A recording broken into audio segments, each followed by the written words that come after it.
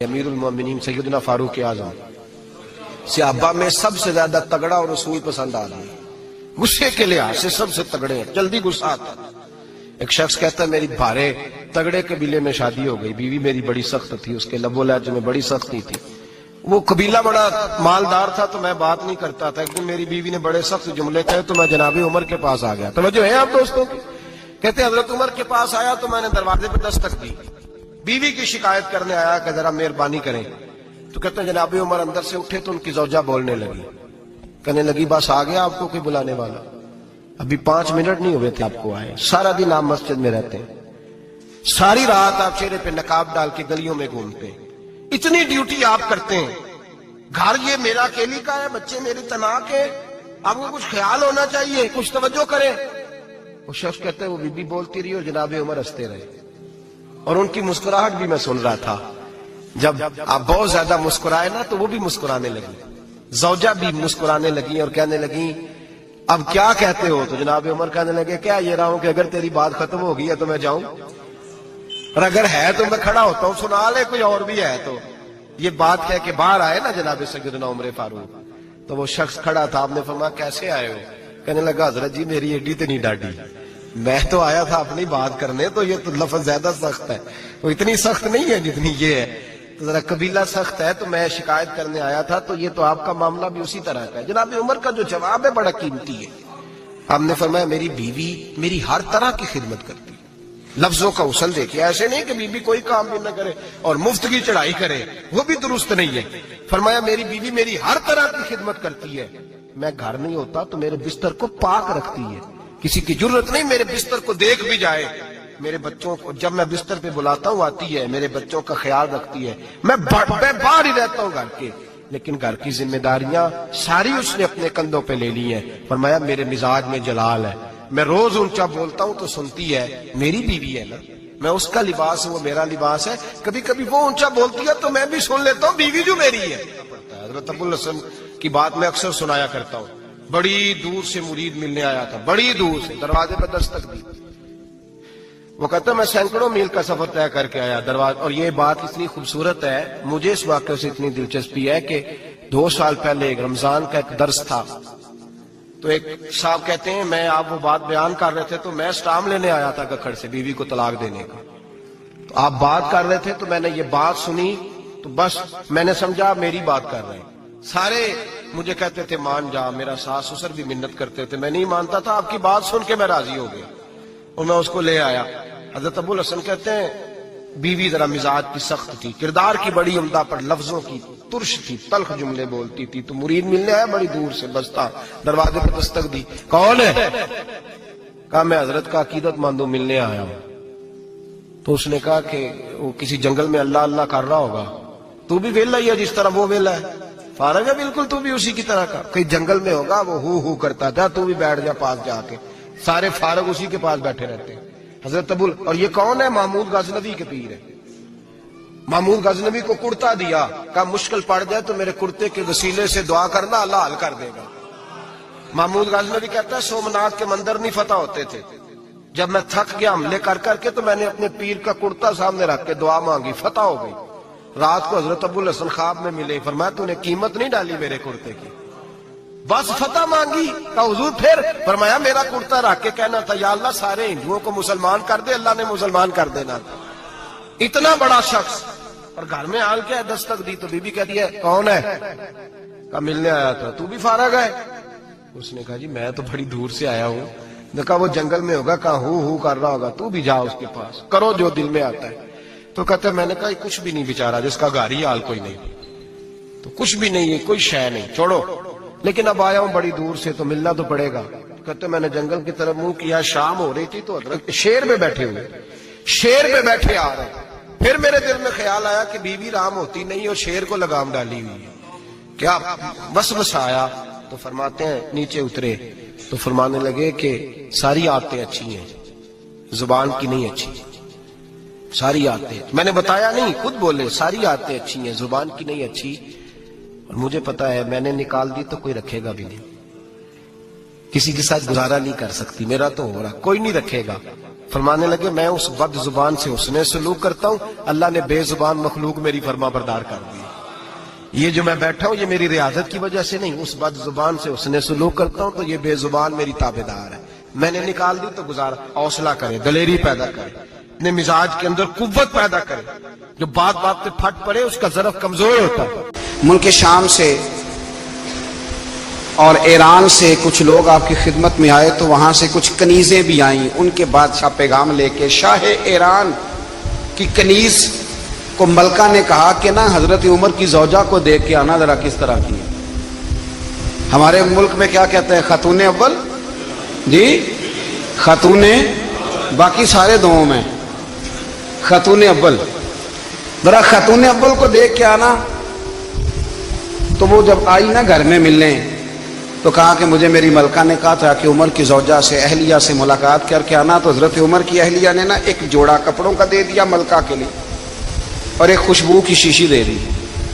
اب جب وہ تحفے وہاں گئے تو اس ملکہ نے نا کچھ سونے کا سامان بھیجا، کچھ زیورات بھیجے، کچھ تحائف بھیجے. جب حضرت عمر کے گھر آئے نا وہ خادم لے کے آیا. اس نے کہا جی آپ کی اہلیہ نے تحفے بھیجے تھے. تو جواب میں شاہ ایران کی بیوی نے یہاں جس ملک کا وہ سفیر تھا انہوں نے بھی یہ بھیجے. تو حضرت عمر فاروق نا وہ تحفے لے کے گھر گئے تو جا کے کہنے لگے اپنی اہلیہ سے یہ تو کب سے تحفے تحائف بھیجنے لگ گئی ہے، یہ کب سے نظام شروع ہو گیا؟ تو کہ حضور تحفہ دینا لینا تو ٹھیک ہے، سنت ہے، محبت بڑھتی ہے، تو یہ کوئی قباحت نہیں، اور میں نے اپنی ذاتی استعمال کے لیے جو چیزیں رکھی تھی وہ میں نے دی ہیں. تو حضرت عمر فاروق رضی اللہ تعالیٰ عنہ فرمانے لگے ہم نے کسی ملک کے ساتھ اور اس کے بادشاہ کے ساتھ ذاتی تعلق نہیں بنانا. تعلق جو بھی بنے گا رسول اللہ کے دین کی برکت سے بنے گا. ذاتی رشتے نہیں ہم نے قائم کرنے. ذاتی آپ کے ملک کی جو ایئر لائن جس کا ہر سال خسارے کا ڈنڈورا پیٹا جاتا ہے نا، وہ ہمارے بادشاہ صاحب و صدر صاحب اگر غیر ملکیوں کو گھوڑا کبھی بھیجنا ہو نا، گھوڑا تو پورا ایک جہاز گھوڑا لے کے تحفے میں جاتا ہے. پورا جہاز غریب قوم کا یہ سرمایہ، اور قوم بڑی بادشاہ ہے، لائنوں میں لگ کے ووٹ دیتی ہے. دو کام ہمیشہ لائن میں لگ کے کرنے ہیں، ایک بل لائن میں لگ کے جمع کرانا ہے اور ایک ووٹ لائن میں لگ کے، تاکہ پھر پورے 5 سال لائن میں ہی لگے رہیں. مرضی سے آپ ووٹ دینا پر جو بات درست ہے اس کو سنو. حضرت عمر فاروق رضی اللہ تعالیٰ عنہ نے اپنی اہلیہ سے پوچھا کتنے کا تھا وہ تیرا جوڑا اور خوشبو کی شیشی؟ انہوں نے کہا 3 دینار کی. فرمایا یہ 3 دینار تیرے اور باقی جو تحفے آئے ہیں وہ تو خود کہہ، چونکہ اس نے تیرے نام بھیجے ہیں، تو کہہ کہ میں مال غنیمت میں دیتی ہوں، تو کہہ میں مسلمانوں کو کہہ. تو زوجہ ہنس پڑی، کہنے لگی میں نہ بھی کہوں تو مجھے کہنا تو پڑے گا ہی، کہنا تو میں نے ہے ہی، کیونکہ سامنے عمر فاروق ہیں، لہذا فرمایا کہہ دیتی ہوں میں نے دیا خزانے کو. حضرت عمر نے جمع کرا لیا. میں یہ کیا بات ہوئی؟ میرے گھر والے جو مرضی کریں، ان کا معیار زندگی جس طرح کا مرضی ہو. اور حضرت عمر ایک جملہ کہا کرتے تھے، اللہ کرے کہ یہ باتیں اس دور حاضر میں ہماری سمجھ میں آئیں. حضرت عمر فاروق رضی اللہ تعالیٰ عنہ اپنے بچوں کو فرمایا کرتے تھے کہ بہت آدمی کو بھوک لگی ہو نا اور پھر اس کی پسند کا کھانا پکا ہو، جتنے شوق سے وہ اس کھانے کو دیکھتا ہے نا، فرمایا اس طرح پوری قوم اپنے بادشاہوں کے خاندان کو دیکھتی ہے، اس تیزی کے ساتھ دیکھتے ہیں کہ ان کے گھر میں کیا ہو رہا ہے، ان کا معیار زندگی کیا ہے، ان کا سٹیٹس کیا ہے. حضرت عمر فاروق رضی اللہ تعالیٰ عنہ وصال فرما گئے تو آپ کے وصال کے بعد حضرت عثمان غنی رضی اللہ تعالیٰ عنہ نے آپ کی ایک بیوہ سے نکاح کیا.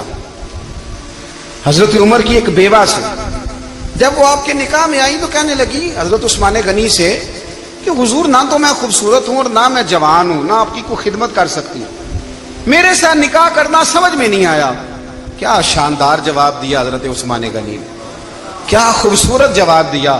فرمانے لگے میں نے اس لیے نکاح نہیں کیا کہ مجھے تمہارے حسن سے دلچسپی تھی یا تمہاری خدمت کی ضرورت تھی، میں نے تو اس لیے نکاح کیا ہے کہ مجھے بتاؤ عمر فاروق گھر کے اندر اپنے رب کی عبادت کس طرح کرتے تھے، وہ قرآن پاک کس طرح پڑھتے تھے، وہ رویا کیسے کرتے تھے، استغفار کا طریقہ کیا، کس وقت کس انداز میں وہ اپنے رب کو یاد کرتے تھے. اس لیے کہ عمر کئی دفعہ گھر سے آتا تھا تو میں اس کے چہرے پر نور دیکھا کرتا تھا، میں روشنی دیکھتا تھا، ایک معیار دیکھتا تھا. نکاح اس لیے کیا ہے کہ مجھے عمر کی جو گھر کے اندر کی عبادت ہے اس سے آگاہ کرو. ताकि उस्मान गनी भी चाहते हैं उस तरह के अमल करो जिस तरह के उमर फारूक करके गए हैं। भाई जब तक हम अपने घर में वो तवज्जो नहीं देंगे, वो मिजाज देखे ना, हमारे घरों में जब नक्शा पास होता है तो टीवी लान भी उसमें होता है, ड्राइंग रूम भी होता है, नमाज की जगह भी होती है नक्शे में। सहाबा जब घर बनाते थे तो एक मस्जिद बैत का नक्शा पास करते थे, जहन में रखते थे कि ये कोना नमाज के लिए, वहां जूते लेके कोई नहीं जाएगा, वहां नमाज पढ़ी जाती थी, औरतें वहां इतिकाफ करती थी। टीवी लान तो आ गया है और घर के अंदर टीवी रखने के लिए तो एक कमरा अलग से बना दिया गया है, और अब जो नए नक्शे पास हो रहे हैं उसके अंदर घरों के अंदर जगह बनाई गई है जहां कंप्यूटर रखे जाएंगे, और बच्चों के लिए वायरिंग होगी नीचे ताकि उन्हें कोई मुश्किल दरपेश ना हो। ये सारी चीजें हमने नहाने के लिए घरों के अंदर इतने इतने बड़े वॉशरूम बनाए हैं कि लगता यह है कि सिवाय नहाने के और काम ही नहीं कोई घर में होगा। हर चीज आ गई, पर अल्लाह करे कोई तफसीर भी टेबल पे पड़ी नजर आए, कोई हदीस की किताब भी टेबल पे पड़ी नजर आए। अल्लाह करे कि जिस तरह अब्बा लतीफा सुन के आता है तो जब तक सुना ना ले उसे हजम नहीं होता।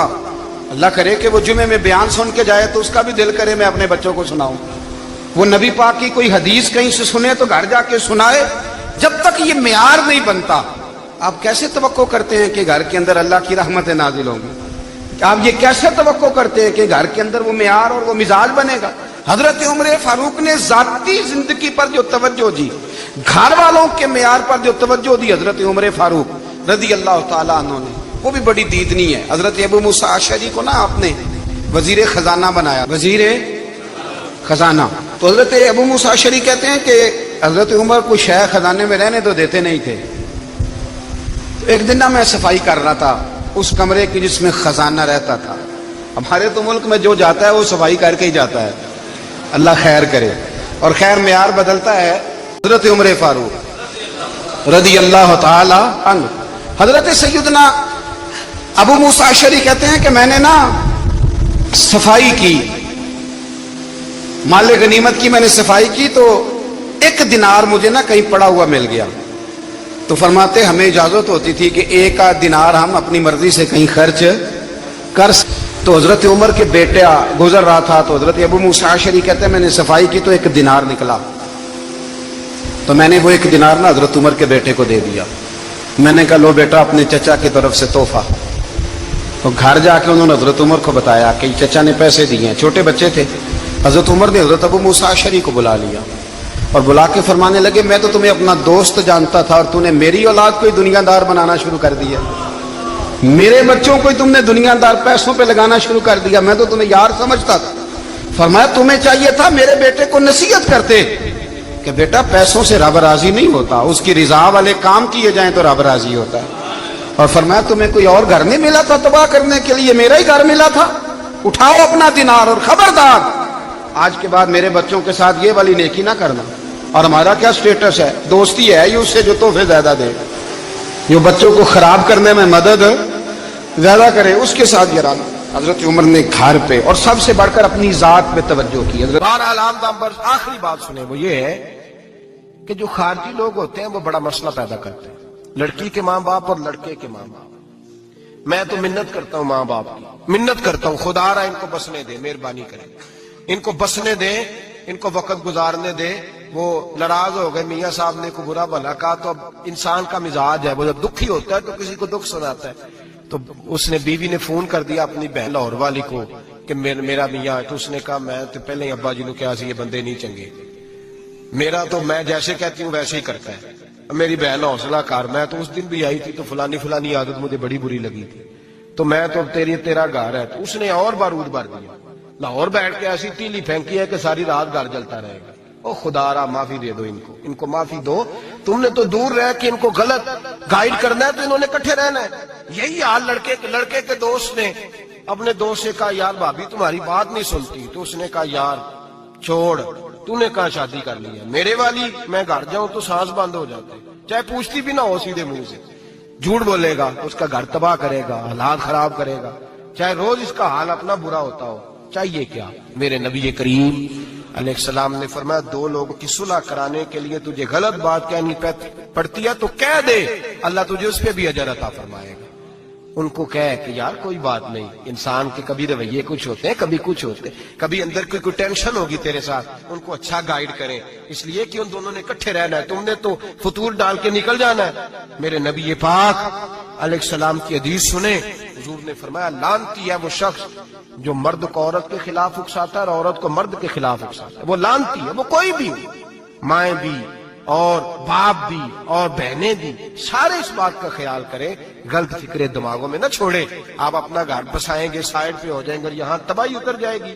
مہربانی کریں، گھر ٹوٹتا تب ہے جب باہر والے فساد برپا کرتے ہیں۔ میں ایک جملہ اکثر کہا کرتا ہوں، میاں بیوی کا اپنا جھگڑا نہیں ہوتا، جب بھی ہوتا ہے کسی تیسرے کی وجہ سے ہوتا ہے، اور جب گھر ٹوٹ جاتا ہے، جب گھر ٹوٹ جاتا ہے تو مصیبت اس کے لیے ہوتی ہے، خامند کے لیے یا بیوی کے لیے۔